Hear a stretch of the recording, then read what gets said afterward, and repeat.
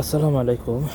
গত কিছুদিন ধরে আমরা একটা জিনিস লক্ষ্য করছি যে 71-এর ইস্যুকে কেন্দ্র করে ঢাকা বিশ্ববিদ্যালয় বা অন্যান্য বিশ্ববিদ্যালয় যে পরিমাণে বাক স্বাধীনতার কথা বলে, 71-এ যারা পাকিস্তানের হয়ে কাজ করেছিল তাদেরকে যে ব্যাপারে রাজাকার দোসর বলে অপমান অপদস্থ করা হচ্ছে, সেই সময় থেকে আমার একটা ধারণা ছিল, আমি ইউটিউবে বলে আসছি যে সামথিং ইজ কামিং।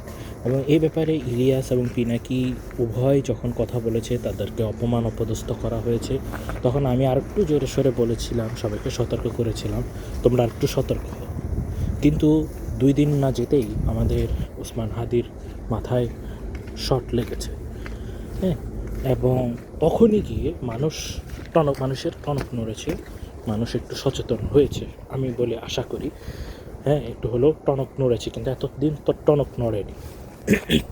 তাই আমি বলছি যে বাক স্বাধীনতাটা ভালো, কিন্তু এমন বাক স্বাধীনতা দেওয়া ঠিক না যে বাক স্বাধীনতা আমার জন্য, আপনার জন্য, দেশের মানুষের জন্য হুমকি হয়ে যায়। ঠিক আছে, ডাকসুতে প্রচুর পরিমাণে বাক স্বাধীনতা দেওয়া হয়, তার মানে এই না যে এমন বাক স্বাধীনতা দিব যেটা আমার জীবনের জন্য হুমকি। আর মনে রাখবেন, এই যে রাজাকার, এই রাজাকার শব্দের কারণে কিন্তু আমাদের 24শে জুলাইয়ের বিপ্লব হয়েছিল। ঠিক আছে, 24শে জুলাইয়ের বিপ্লব হয়েছে। সো রাজাকার এই শব্দটা আমাদের কাছে অপমানজনক।